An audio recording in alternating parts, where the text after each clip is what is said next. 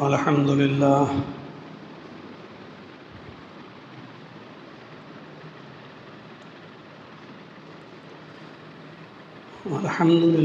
نحمده ونستعينه ونستغفره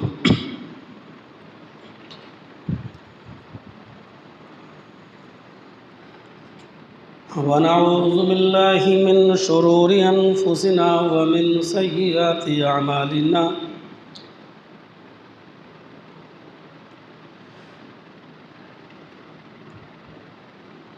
من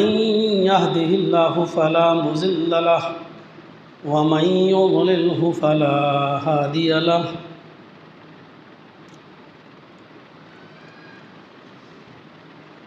وأشهد أن لا إله إلا الله وحده لا شريك له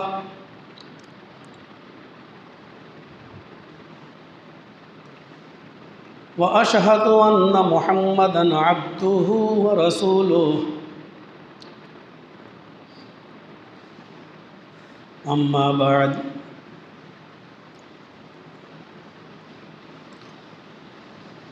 فإن خير الحديث كتاب الله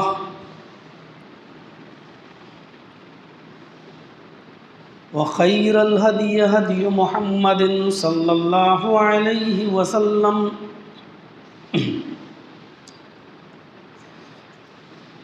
وشر الأمور محدثاتها وكل محدثة بدعة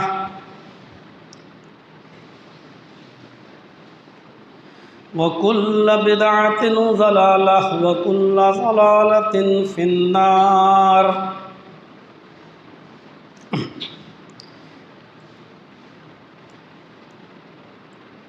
أعوذ بالله من الشيطان الرجيم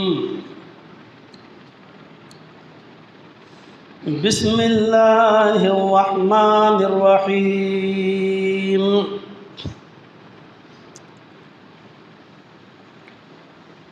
قل إن كان آباؤكم وأبناؤكم وإخوانكم وأزواجكم وعشيرتكم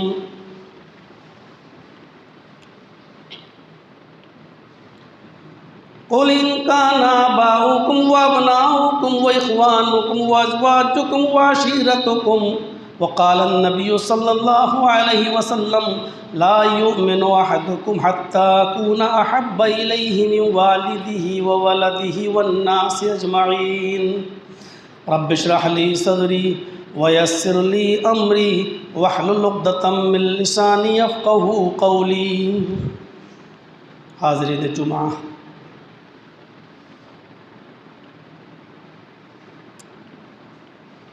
معزز سامعین حضرات،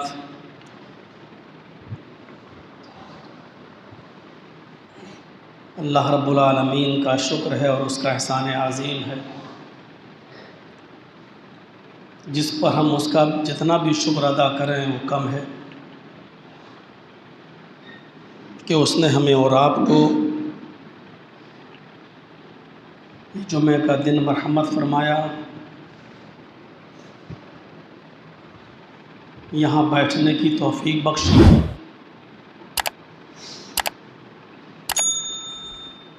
ہم اللہ سے دعا کرتے ہیں کہ العالمین ہماری ٹوٹی پھوٹی ان عبادتوں کو قبول فرما لے اور انہی عبادتوں کو ہماری نجات کا ذریعہ بنا۔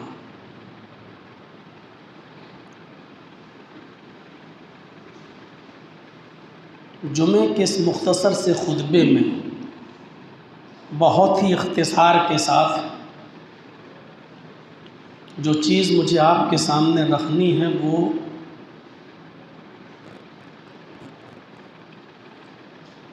یہ ہے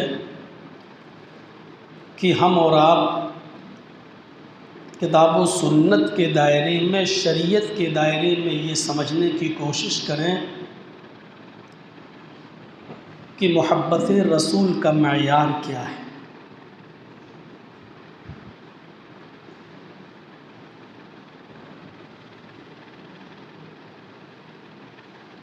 شریعت اگر یہ کہتی ہے کہ ہمیں اسلام سے محبت ہونی چاہیے،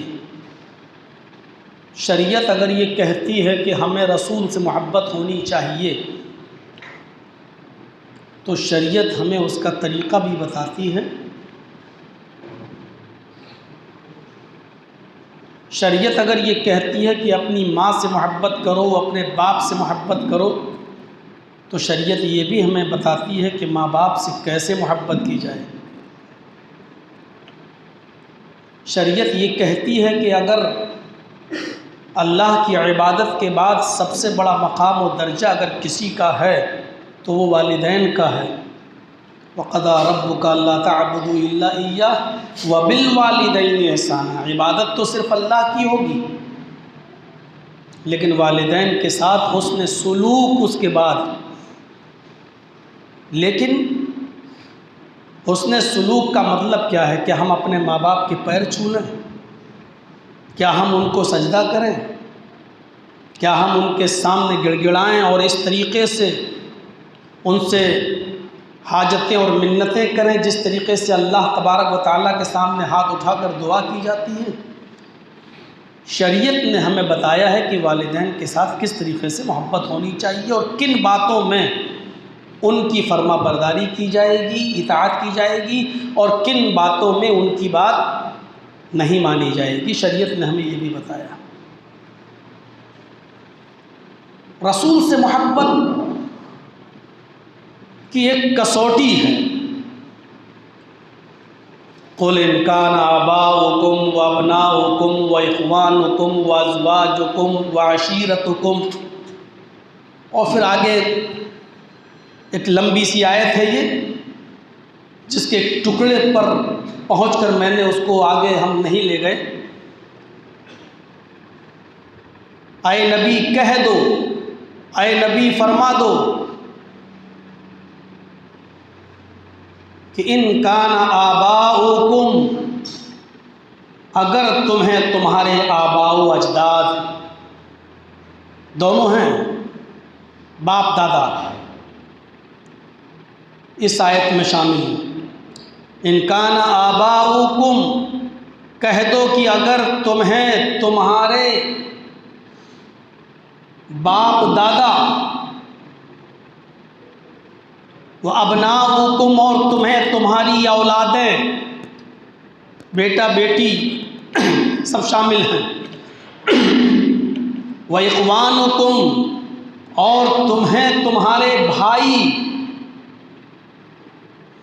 وَأَزْوَاجُكُمْ، اور تمہیں تمہاری بیویاں، وَعَشِيرَتُكُمْ، اور تمہیں تمہارا خاندان، وَأَمْوَالٌ اقْتَرَفْتُمُوهَا، اور وہ مال و دولت جس کو تم نے بڑی محنت سے کمایا ہے، بڑی محنت سے کما کما کر پونجی اکٹھی کی ہے، وہ تمہارا مال و دولت۔ وَتِجَارَةٌ تَخْشَوْنَ كَسَادَهَا، اور تمہاری وہ تجارت، تمہارا وہ بزنس جس کے نقصان کا تمہیں ڈر لگا رہتا ہے۔ کسان اناج بوتا ہے لیکن ڈرتا ہے کہیں بارش نہ ہو جائے اور کہیں ہماری فصل برباد نہ ہو جائے۔ ہم نے آپ نے جو بھی چیز بڑی محنت سے کما کر تیار کی ہے، ڈر لگتا ہے کہیں اس کے ٹھکانے لگنے سے پہلے برباد نہ ہو جائے۔ تو اللہ رب العالمین نے اسی کی طرف اشارہ کیا، وَتِجَارَةٌ تَخْشَوْنَ كَسَادَهَا، تمہارا وہ بزنس، تمہاری وہ تجارت جس کے نقصان کا تمہیں ہر وقت خوف ستاتا رہتا ہے، وَمَسَاكِنُ تَرْضَوْنَهَا، اور تمہارے وہ مکان، تمہاری وہ بلڈنگیں جس میں تم رہتے ہو اور داد عیش لے رہے ہو، تمہارے وہ خوبصورت اور عالی شان مکانات جس میں تم رہتے ہو۔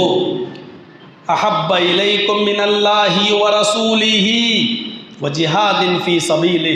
فتربصوا حتی یأتی اللہ بامرہ۔ اتنی چیزیں گنانے کے بعد اللہ رب العالمین نے فرمایا، اگر یہ ساری چیزیں تمہیں زیادہ محبوب ہیں، اگر یہ ساری چیزیں تمہیں زیادہ پسند ہیں، ان چیزوں سے اگر تمہیں زیادہ پیار و محبت ہے، اللہ سے زیادہ اور اس کے رسول سے زیادہ اگر یہ تمام چیزیں تمہیں زیادہ محبوب ہیں، وجہاد فی سبیلہ،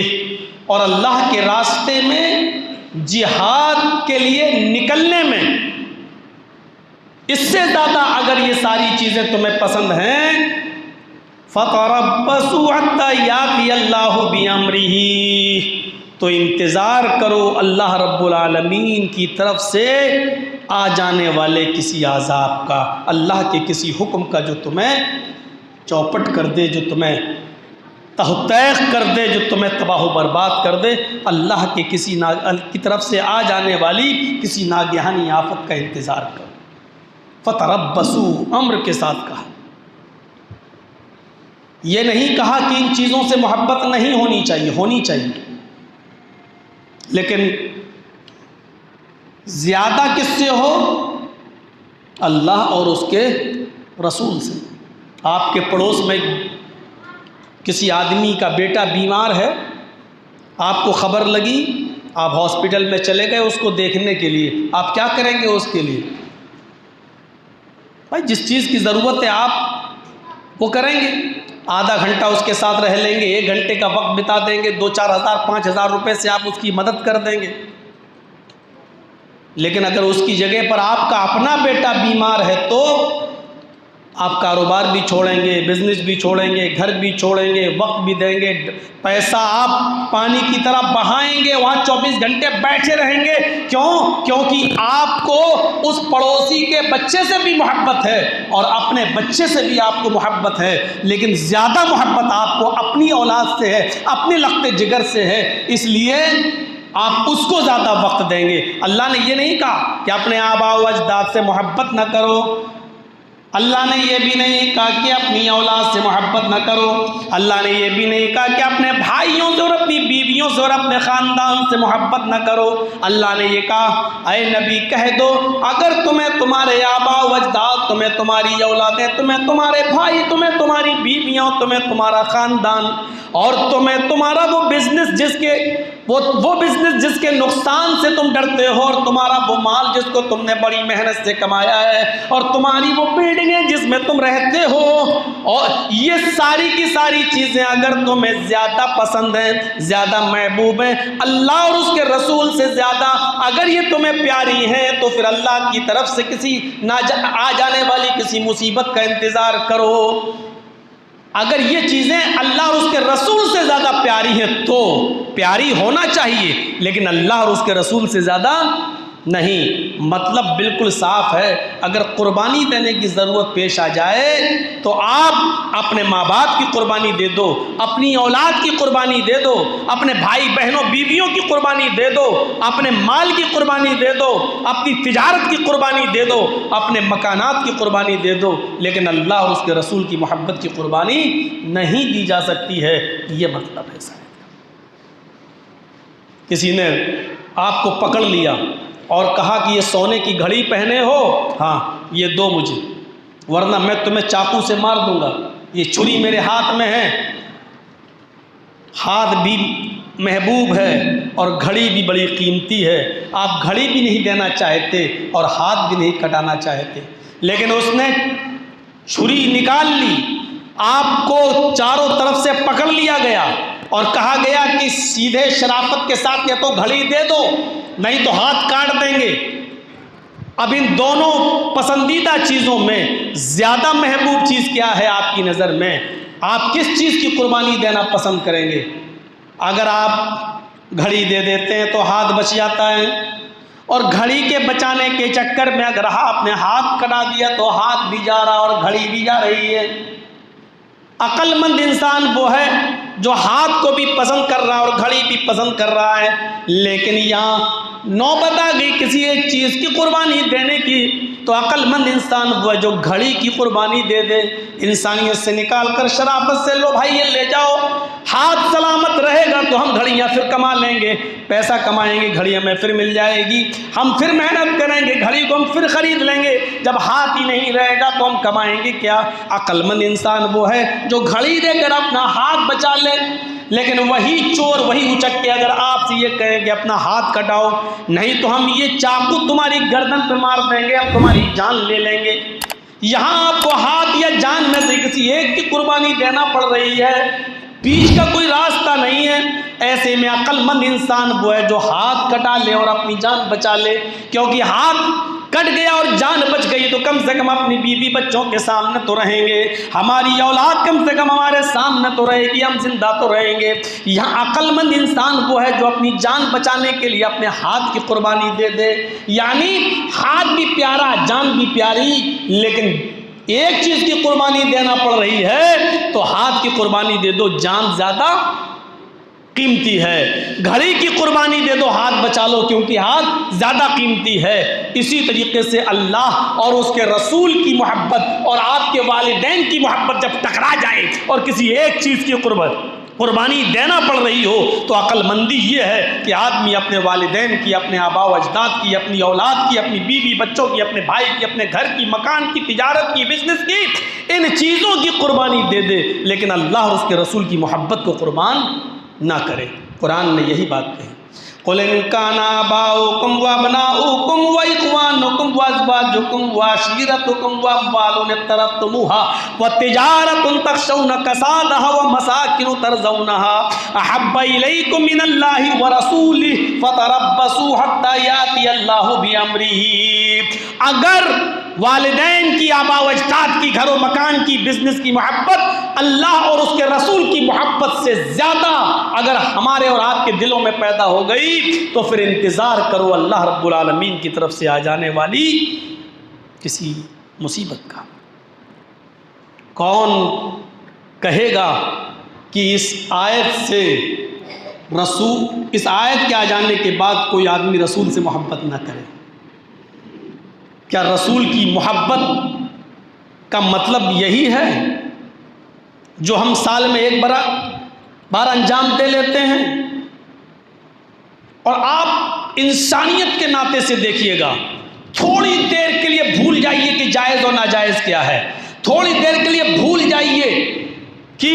قرآن کیا کہتی ہے اور حدیث کیا کہتی ہے، تھوڑی دیر کے لیے بھول جائیے کہ قرآن کیا کہہ رہا، تھوڑی دیر کے لیے آپ اپنے دل سے فیصلہ کر کے بتائیے کہ آج کل جس طریقے سے جشن منایا جا رہا محبت رسول کی آڑ میں، کیا آپ کی عقل اس کو دیکھ کر کہتی ہوگی کہ اللہ کے رسول صلی اللہ علیہ وسلم اس کو پسند کرتے ہیں؟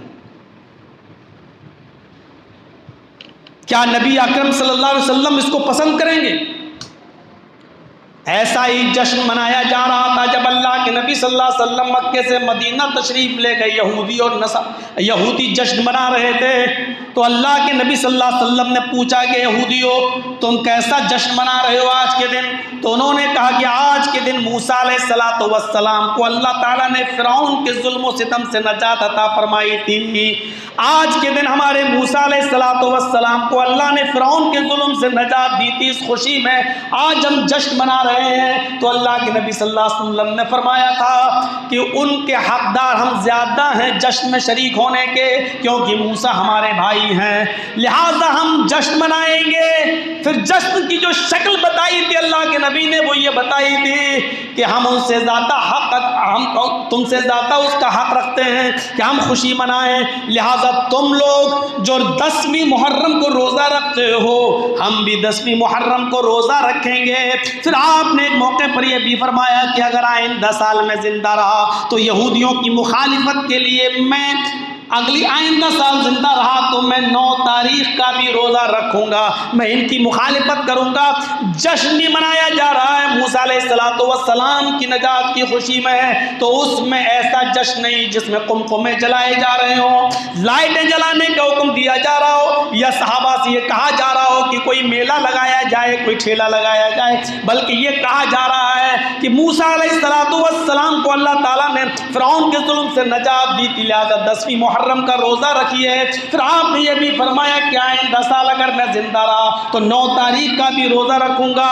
آئندہ سال آپ زندہ نہیں رہ سکے لیکن صحابہ نے 9 تاریخ کا روزہ رکھ کر اس حکم کو باقی رکھا۔ نبی اکرم کے اس جملے پر آپ نے صحابہ کرام نے عمل کر کے بھی دکھایا۔ میرے بھائیوں، ایک طرف جشن کا یہ ماحول تیار کر رہے ہیں اللہ کے نبی صلی اللہ علیہ وسلم، ایسی کوئی چیز ہوتی تو آپ یہ فرما دیے ہوتے کہ اے لوگوں میرا جنم فلاں فلاں دن ہوا، فلاں فلاں تاریخ کو ہوا، لہٰذا میری خوشی میں، پیدائش کی خوشی میں تم بھی 1 دن کا روزہ رکھ لیا کرنا، 2 دن کے روزے رکھ لیا کرنا۔ آپ نے اپنی تاریخ ولادت بھی نہیں بتائی، آپ نے اس دن کوئی حکم بھی نہیں دیا۔ آپ غور کریں گے،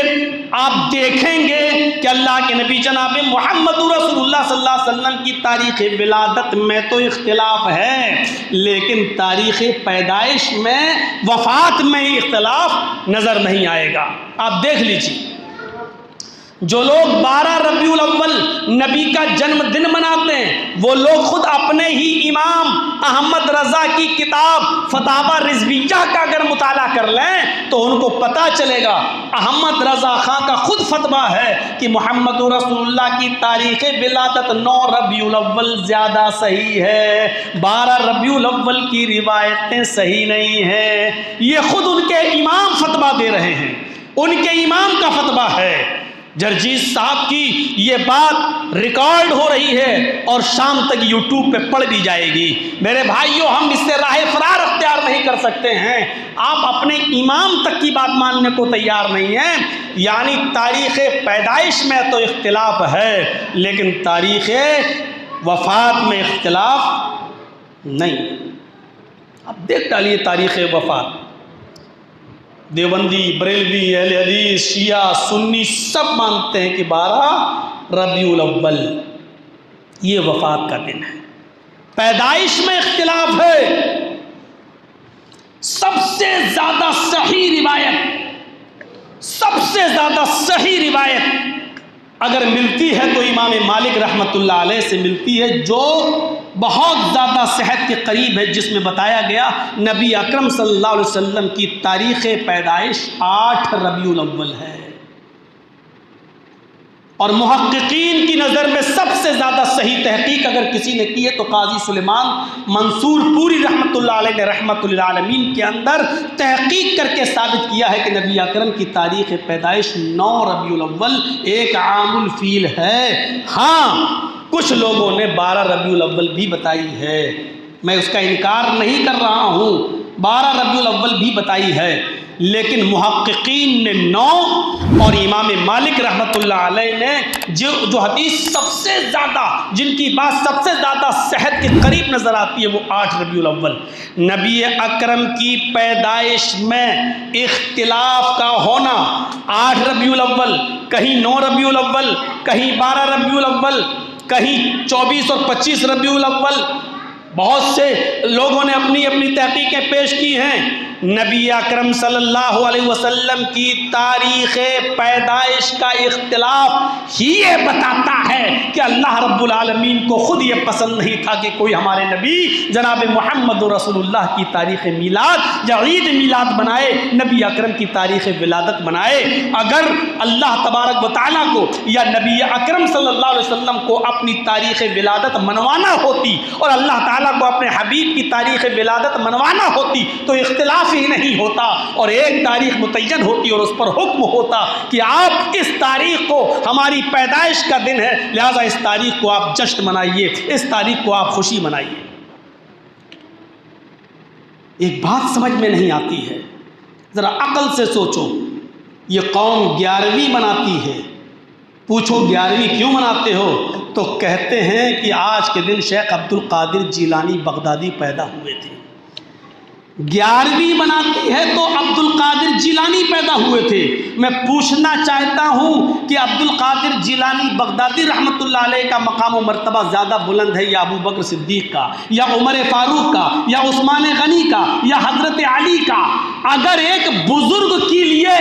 11ویں بنا سکتے ہو تو پھر ابو بکر صدیق کس تاریخ کو پیدا ہوئے، ان کی تاریخ ولادت کیوں نہیں منائی جا سکتی ہے؟ حضرت عمر کی تاریخ ولادت بھی مناؤ، حضرت عثمان کی تاریخ ولادت بھی مناؤ، حضرت علی کی تاریخ ولادت بھی مناؤ، کیونکہ عبد القادر جیلانی بغدادی نے تو اللہ کے رسول کو نہیں دیکھا تھا، لیکن ابو بکر صدیق، عمر فاروق، عثمان غنی اور حضرت علی نے تو دیکھا بھی تھا اور دیکھا ہی نہیں تھا۔ حضرت ابو بکر صدیق سسر تھے، حضرت عمر سسر تھے، حضرت عثمان داماد تھے، حضرت علی داماد تھے، مقام و مرتبے میں ان کی حیثیت پھر بھی عبد القادر جیلانی بغدادی سے بہت زیادہ بلند تھی۔ اگر عبد القادر جیلانی کی تاریخ ولادت منائی جا سکتی ہے تو ابو بکر صدیق اور حضرت عمر کی کیوں نہیں منائی جا سکتی ہے؟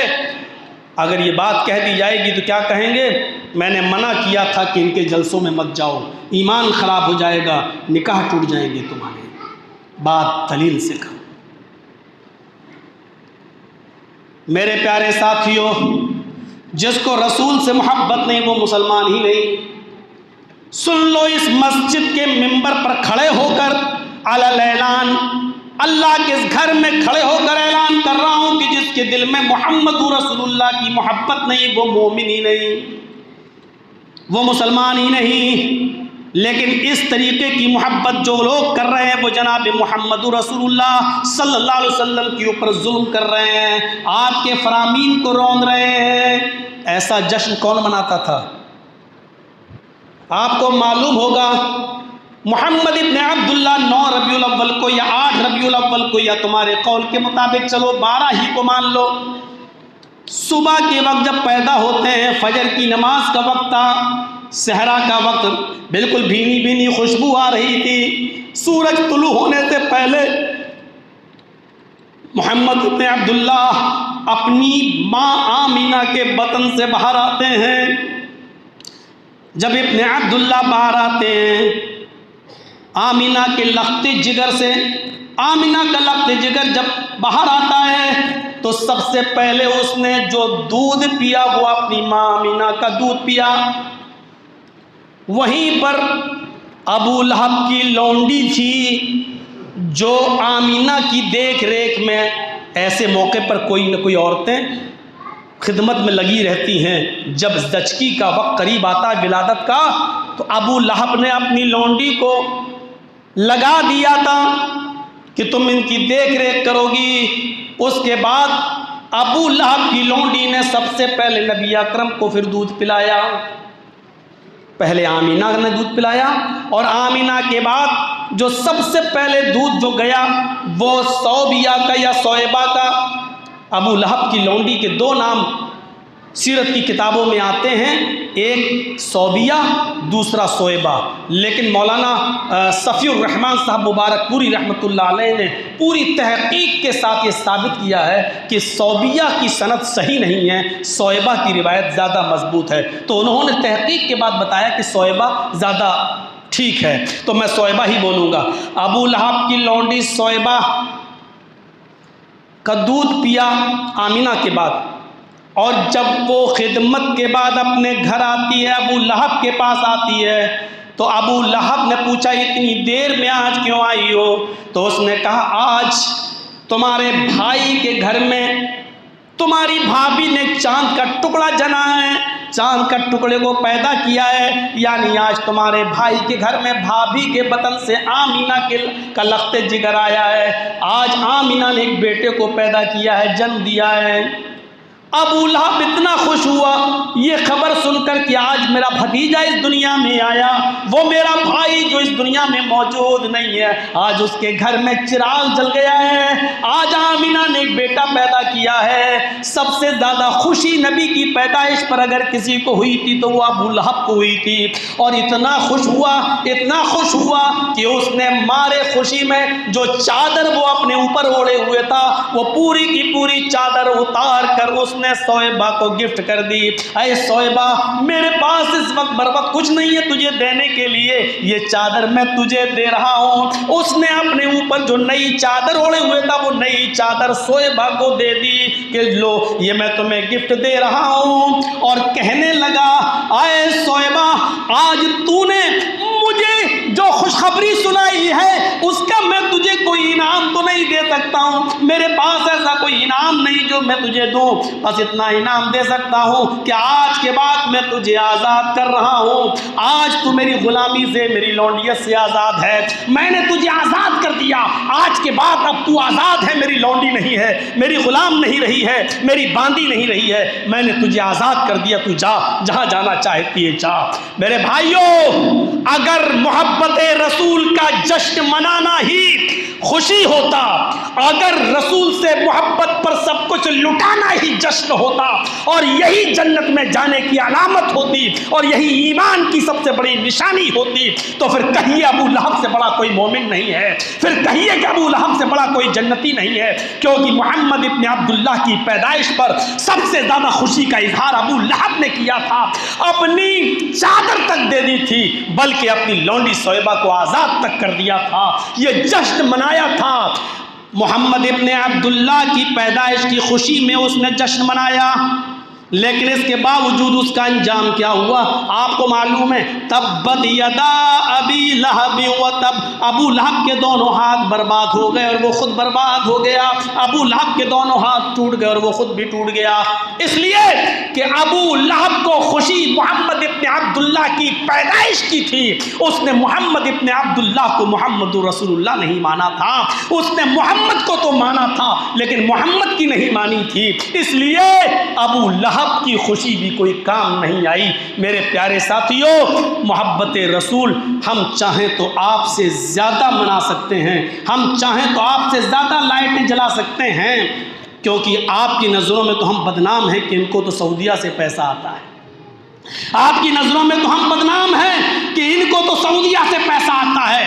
ہم چاہیں تو آپ سے زیادہ قمقمے جلا سکتے ہیں، ہم چاہیں تو آپ سے زیادہ اپنی مسجدوں کو ہم آباد کر سکتے ہیں، لیکن ہم اس لیے نہیں کرتے ہیں کہ جب محمد ابن عبداللہ کی وہ مسجد نہیں سجائی جاتی ہے جس مسجد کے بارے میں امام کائنات نے فرمایا یہاں 1 رکعت نماز پڑھنے کا ثواب 1,00,000 رکعت کے برابر ہے، جب وہ مسجد نہیں سجائی جاتی ہے ہم اس مسجد کو دیکھتے ہیں کہ اس دن مخصوص دن میں وہ مسجد نہیں سجائی جاتی ہے جس مسجد میں 1 دن نماز پڑھنے کا 1 رکعت کا ثواب 1000 رکعت کے برابر ہے، تو ہماری مسجدیں ان دونوں مسجدوں سے بڑھ کر تو نہیں ہیں، ہماری مسجدوں کا مقام و مرتبہ خانہ کعبہ اور مسجد نبوی سے بڑھ کر تو نہیں ہے۔ میرے پیارے ساتھیوں، ہمیں رہنے دو، ہم غریب انسان ہیں، ہم بس ہمارے پاس یہی ہے کہ ہم رسول اللہ صلی اللہ علیہ وسلم کی محبت بھی اسی طریقے سے بناتے ہیں جس طریقے سے ابو بکر نے بنائی،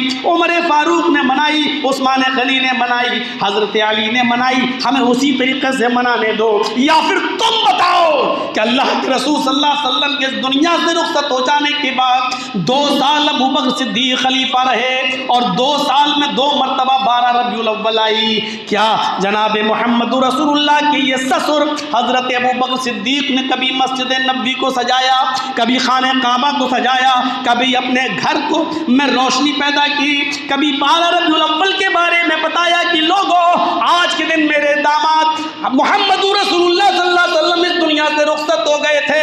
بتاؤ کبھی حضرت ابو بکر صدیق نے جشن منایا ہو؟ حضرت عمر فاروق کا زمانہ آیا، حضرت عمر فاروق نے 10 سال خلافت کی، 10 سال، معمولی دور نہیں ہوتا 10 سال، ہم لوگ تو 8 سال 9 سال میں ہی اکتائے بیٹھے ہوئے ہیں، 10 سال کی خلافت کر کے دکھائی تھی حضرت عمر فاروق صدیق رضی اللہ، حضرت عمر فاروق نے 10 سال، آپ اندازہ لگا سکتے ہیں کہ 10 سال کا زمانہ ہم دیکھ رہے ہیں، یہ 10 سال کتنے پہاڑ بن کر ہمارے اوپر گزر رہے ہیں، 10 سال کا اندازہ لگائیے حضرت عمر فاروق کی زندگی کا، 10 سال میں 10 مرتبہ ربیع الاول کا 12 تاریخ آئی، کوئی ایک تاریخ میں بتا دو کہ حضرت عمر فاروق نے اپنے داماد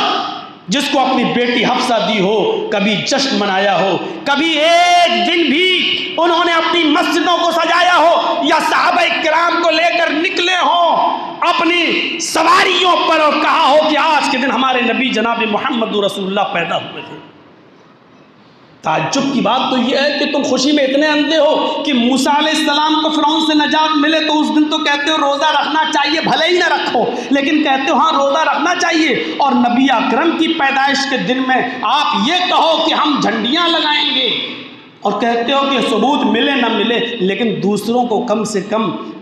دبدبہ تو پیدا ہوتا ہے، کم سے کم حیبت تو پیدا ہوتی ہے۔ ارے یہ حیبت فجر کی نماز کے وقت دکھائیے نا، کون منع کر رہا ہے آپ کو؟ اشہد ان محمد رسول اللہ کی جب ندا آتی ہے اس وقت آپ لحاف اور رجائی اور اے سی چھوڑیے اور مسجد میں آئیے، بنائیے وضو، پانی نالیوں کا سڑکوں پر آ جانا چاہیے کہ ہاں ہے کچھ غسل کرنے والے، ہے لوگ نہانے والے، ہے لوگ ان کو مسجدوں سے لاؤڈ اسپیکر سے آذان کی ضرورت نہیں ہے. یہ اللہ کے رسول صلی اللہ علیہ وسلم کے سچے عاشق ہیں, محبت کرنے والے ہیں. یہ وقت پر اٹھ جاتے ہیں, مسجدوں کو آباد کریے, رمضان کی طرح بھریے, یہ ہیبت دکھائیے.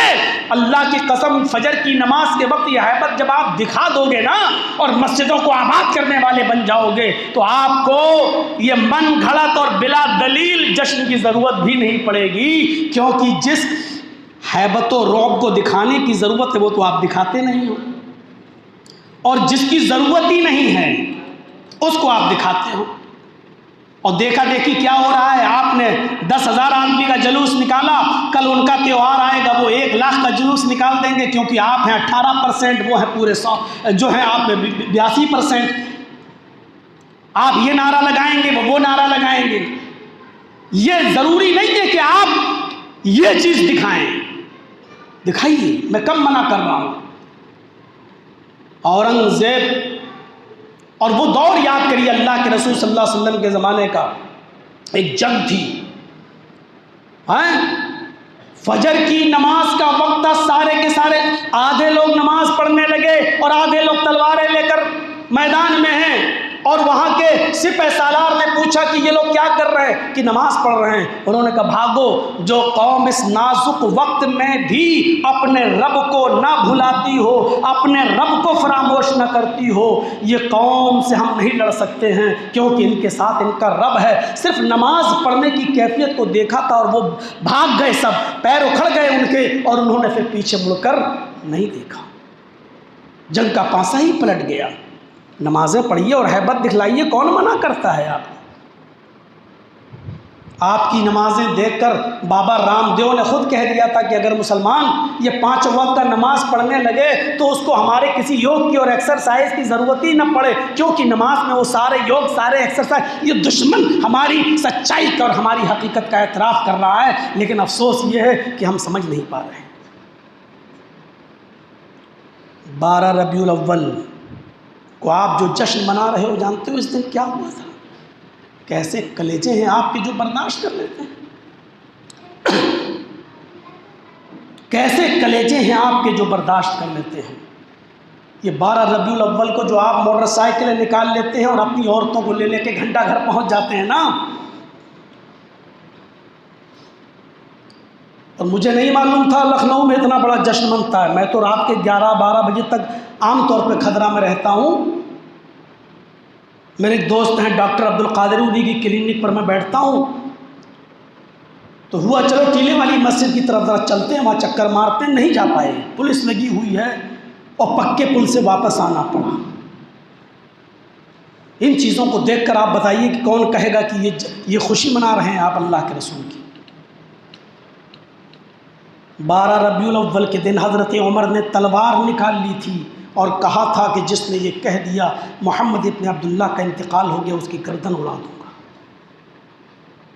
آپ جشن مناتے ہیں. 12 ربیع الاول کو حضرت فاطمہ نے کہا تھا جو غموں کے پہاڑ میرے اوپر ٹوٹے ہیں, اگر وہ دن کے اوپر ٹوٹے ہوتے تو وہ دن رات میں بدل جاتے. اگر وہ غموں کے پہاڑ, اگر وہ غم کا انبار کسی پہاڑ کے اوپر ٹوٹا ہوتا تو پہاڑ بھی ریزہ ریزہ ہو جاتا. حضرت فاطمہ تو یہ کہہ رہی ہیں 12 ربیع الاول کو کہ غموں کا جو پہاڑ, جو غم میرے اوپر ٹوٹے ہیں, اگر وہ پہاڑ پہ ٹوٹا ہوتا تو پہاڑ بھی ریزہ ریزہ ہو جاتا. اور حضرت عمر یہ کہہ رہے ہیں اگر کسی نے کہہ دیا کہ نبی اس دنیا سے چلے گئے تو میں گردن اڑا دوں گا, اور ہم خوشیاں منا رہے ہیں. حضرت فاطمہ کا رو رو کے برا حال ہے اور ہم خوشیاں منا رہے ہیں.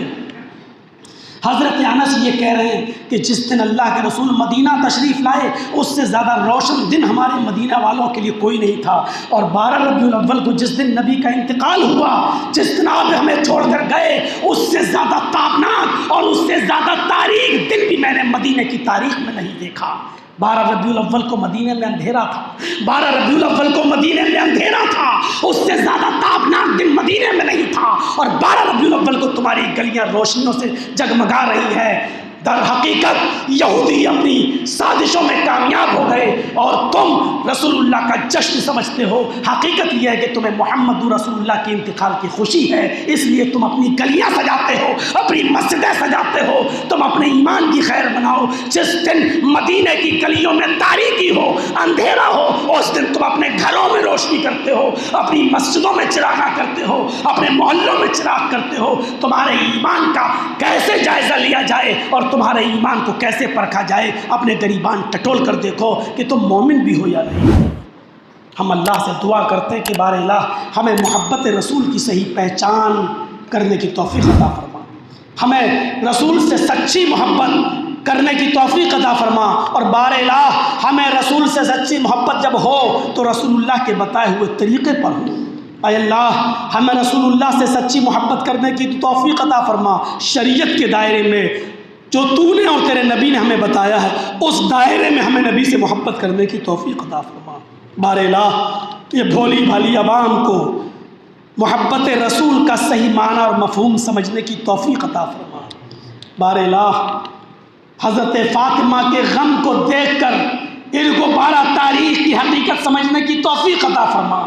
اے اللہ جس دن مدینہ میں سب سے زیادہ اندھیرا تھا اور جس دن فاطمہ کا باپ اس دنیا سے رخصت ہوا تو حضرت عائشہ یہ کہہ رہی تھی کہ میرے گھر میں خود اتنا اندھیرا تھا کہ لوگ کہہ رہے تھے کہ عائشہ میں نبی کا چہرہ دیکھوں تو کیسے دیکھوں، گھر میں چراغ جلاؤ۔ تو کہتی ہیں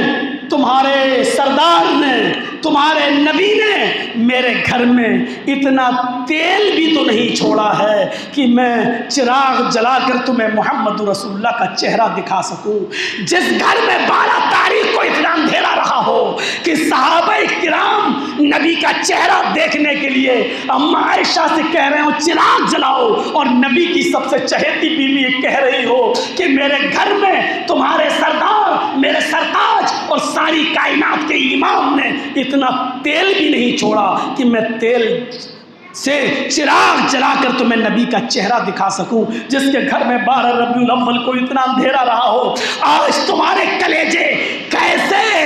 برداشت کر لیتے ہیں اپنے گھروں کو روشن کرنے میں؟ آج تمہارے کلیجے کیسے برداشت کر لیتے ہیں اپنی مسجدوں کو جگمگانے میں؟ کیسے تم اپنے محلوں کو روشن کر لیتے ہو؟ جس پوری دنیا کو روشن کرنے والے کا گھر اندھیرا ہے۔ حضرت عائشہ نے پڑوسی سے تیل ادھار لیا کہ جب مجھے ملے گا یا میرے پاس آئے گا تو میں قرضے کے طور پہ تمہیں دے دوں گی، ابھی مجھے تیل دے دو تاکہ میں باہر سے آنے والے لوگوں کو نبی کا چہرہ دکھا سکوں۔ ہم ذرا اندازہ لگائیں کہ ہم کس ماحول میں رہ رہے ہیں اور کیسے چراغاں کر رہے ہیں۔ اللہ رب العالمین ہمیں توفیق عطا فرمائے کہ ہم رسول اللہ صلی اللہ علیہ وسلم کے پیدائش کی خوشی منا رہے ہیں یا ہم وفات کا غم منا رہے ہیں۔ اللہ ہمیں اس بات کو سمجھنے کی توفیق عطا فرمائے۔ بار الہ ہمیں حضرت ابوبکر صدیق، عمر فاروق، عثمان غنی اور حضرت علی اور ائمہ اربعہ اور اسلاف نے جس طرح محبت رسول کے معنی کو سمجھا ہے، اللہ ہمیں انہی کے سمجھنے کی طرح ہمیں رسول سے محبت کرنے کی توفیق عطا فرما۔ بار الہ جو بیمار ہیں ان کو شفائے کاملہ اور عاجلہ عطا فرما۔ بار الہ